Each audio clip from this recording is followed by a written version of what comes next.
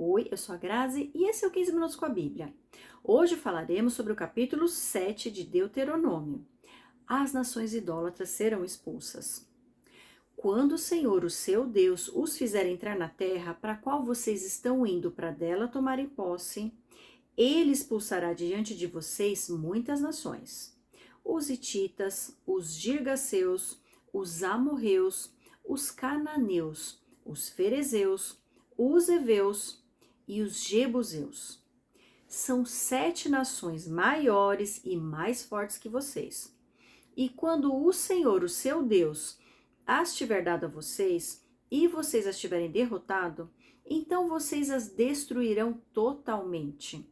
Não façam com elas tratado algum, e não tenham piedade delas. Não se casem com pessoas de lá.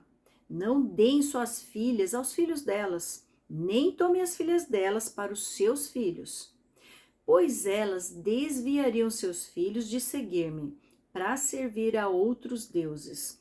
E por causa disso, a ira do Senhor se acenderia contra vocês, e rapidamente os destruiria. Assim vocês tratarão essas nações. Derrubem os seus altares, quebrem as suas colunas sagradas, cortem os seus postes sagrados e queimem os seus ídolos. Pois vocês são um povo santo para o Senhor, o seu Deus. O Senhor, o seu Deus, os escolheu dentre todos os povos da face da terra, para ser o seu povo, o seu tesouro pessoal. Sabe uma coisa que sempre me chama a atenção nas narrativas bíblicas? Quando repetidas vezes o nome do Senhor é associado a quem ele é tido como Deus.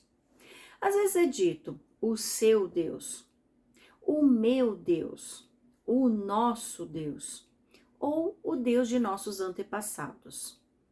E toda vez que essa expressão é repetida muitas vezes, me faz refletir se realmente considero o Senhor como sendo o meu Deus. Não como uma divindade distante e inatingível, mas como a figura de um pai, próximo e acessível. Quando o temos verdadeiramente como nosso Deus, creio que passamos a compreender que esse é um relacionamento íntimo e direto, sem intermediários. Ao longo de toda a Bíblia, veremos muitos personagens se referirem a ele como sendo o seu Deus, e não o meu Deus. Parece apenas uma simples expressão, mas que na realidade revela o quanto nos sentimos próximos ou distantes dele. Na época em que Moisés liderou os israelitas, eles tinham medo de se aproximar do Senhor por conta do receio de serem fulminados pela sua glória. Mas hoje não precisamos mais nos esconder da sua face. Pelo contrário, ele está à nossa espera todos os dias, em todos os momentos, de braços abertos e com ouvidos atentos para nos ouvir.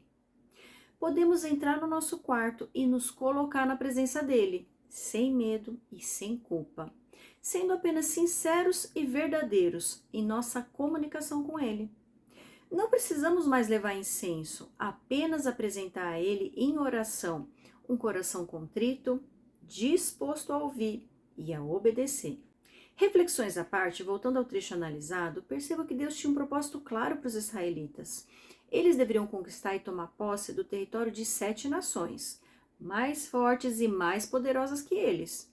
E a orientação era que fossem completamente dizimados, para não se tornarem pedra de tropeço que os conduzissem à idolatria. Deus os escolheu para ser um povo santo, separado como seu tesouro pessoal, para viver uma vida íntegra conforme as suas leis e estatutos. Versículo 7. O Senhor não se afeiçoou a vocês, nem os escolheu por serem mais numerosos do que os outros povos, pois vocês eram o menor de todos os povos. Mas foi porque o Senhor os amou, e por causa do juramento que fez aos seus antepassados. Por isso, ele os tirou com mão poderosa e os redimiu da terra da escravidão, do poder do faraó, rei do Egito. Saibam, portanto, que o Senhor, o seu Deus, é Deus. Ele é o Deus fiel, que mantém a aliança e a bondade por 1000 gerações, daqueles que o amam e obedecem aos seus mandamentos. Mas aqueles que o desprezam, retribuirá com destruição. Ele não demora em retribuir aqueles que o desprezam.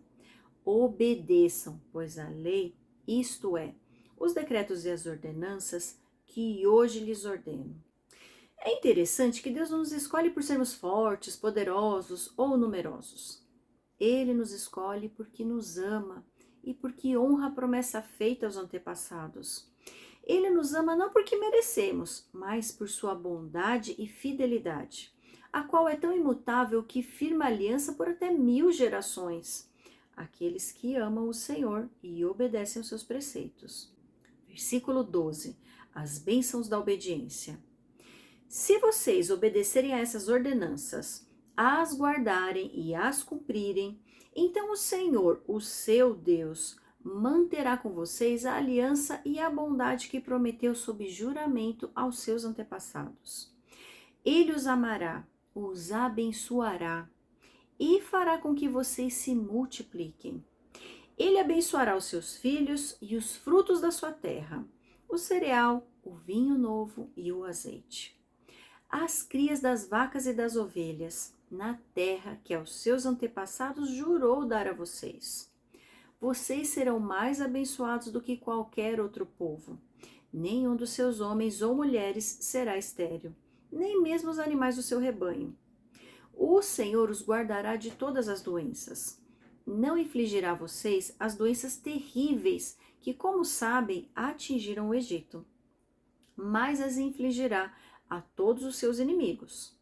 Vocês destruirão todos os povos que o Senhor, o seu Deus, lhes entregar. Não olhem com piedade para eles, nem sirvam aos seus deuses, pois isso lhes seria uma armadilha. Talvez vocês digam a si mesmos: essas nações são mais fortes do que nós. Como poderemos expulsá-las? Não tenham medo delas. Lembrem-se bem do que o Senhor, o seu Deus, fez ao Faraó e a todo o Egito. Vocês viram com seus próprios olhos as grandes provas, os sinais miraculosos e as maravilhas, a mão poderosa e o braço forte com que o Senhor, o seu Deus, os tirou de lá. O Senhor, o seu Deus, fará o mesmo com todos os povos que agora vocês temem. Além disso, o Senhor, o seu Deus, causará pânico entre eles, até destruir o restante deles, os que se esconderem de vocês. Não fiquem apavorados por causa deles, pois o Senhor, o seu Deus, que está com vocês, é Deus grande e temível. O Senhor, o seu Deus, expulsará aos poucos essas nações de diante de vocês. Vocês não deverão eliminá-las de uma só vez, senão os animais selvagens se multiplicarão, ameaçando-os. Mas o Senhor, o seu Deus, as entregará a vocês, lançando-as em grande confusão, até que sejam destruídas. Ele entregará nas mãos de vocês os reis dessas nações, e vocês apagarão o nome deles de debaixo do céu. Ninguém conseguirá resistir a vocês até que os tenham destruído. Vocês queimarão as imagens dos deuses dessas nações. Não cobicem a prata e o ouro de que são revestidas. Isso lhes seria uma armadilha. Para o Senhor, o seu Deus, isso é detestável. Não levem coisa alguma que seja detestável para dentro de casa, senão vocês também serão separados para destruição.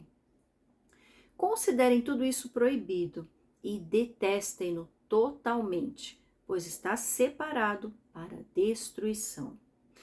Que linda promessa o Senhor reserva àqueles que o temem e o obedecem. Ele nos abençoará, nos amará, nos livrará de doenças e pragas e fará com que tudo que façamos prospere. Seremos mais abençoados do que qualquer outro povo. E a bênção da obediência não se restringe apenas a nós, mas também a toda a nossa descendência. E sabe o que ele também nos promete? Que não importa o tamanho e a força dos nossos inimigos, seremos vitoriosos se tão somente nos mantivermos firmes nos caminhos do Senhor, obedecendo às suas leis e estatutos, com integridade e justiça. Outro ponto que me chama a atenção é que, para o nosso próprio bem, Deus não elimina todos os inimigos de uma vez só. pois não teríamos condições de tomar posse de tudo o que Ele nos reserva. A terra se tornaria desolada pela nossa incapacidade de gerir tudo o que Ele tem para nós. Creio que toda vitória que o Senhor nos concede não acontece de uma vez, da noite para o dia. Elas são um processo gradativo que vai nos preparando, nos capacitando e expandindo a nossa capacidade para podermos usufruir de tudo o que Ele tem reservado para nós. Deus não demora em nos conceder livramento, mas Ele nos conhece e sabe a hora certa de agir e de derramar uma porção um pouco maior sobre nós. O Senhor é um Deus zeloso, que nos ama e nos oferece exatamente aquilo que precisamos. Na nossa ansiedade, muitas vezes queremos que Ele haja rápido e resolva todos os nossos problemas de uma só vez. Mas creio que isso não é bom, pois nos tornaria criaturas cada vez mais ansiosas, sempre buscando uma nova conquista. Quanto mais dura a batalha, mais doce é a vitória e mais aprendemos a valorizá-la. Uma a uma e pouco a pouco conquistaremos nossas vitórias. Eu te espero no capítulo 8.